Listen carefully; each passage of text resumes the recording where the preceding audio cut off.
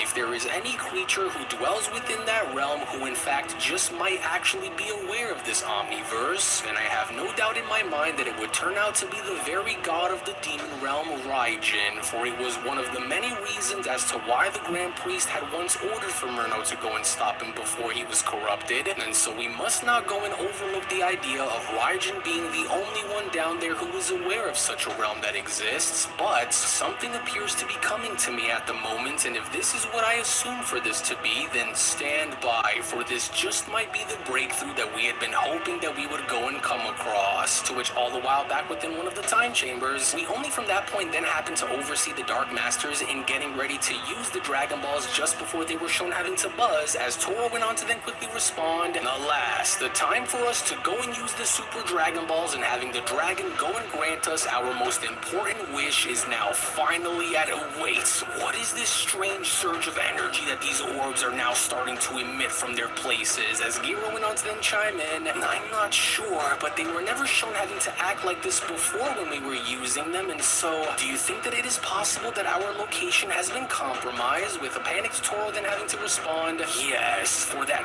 must be the case, but we cannot go and allow for whatever source is behind this sudden disturbance to go and ruin our plans, especially now since we are so close in completing our mission, and so we must hurry and call upon the dragon right now before they are able to go and take these orbs away and preventing us from doing what we know must be done no matter the cost, Toro says. For Lord Raijin is now waiting, and we must not go on to keep him waiting any longer, lest we are to lose the Dragon Balls before we can go and use them again. And so now let us hurry and go and use them before it is too late. As Zalama went on to then chime back in, therefore I can sense them, however faintly, for they appear to be resonating from within our known multiverse, Zalama continues, though the time chamber that they are seemingly being held within seems to be shrouded in darkness, but even now, these vibrations have allowed for me to go and narrow down their location to a small cluster of realms, which I am still trying to pinpoint in locating their exact whereabouts, and so while thankfully they have not been dragged out and taken outside of our known multiverse and into the Omniverse, Alama says, having me track down their exact location may take a few more minutes in order for this to go and fully work, as Whis went on to then quickly respond, so then in between that time that is needed for you to go and locate and retrieve the Super Dragon Balls before the Dark Masters can go and use them again,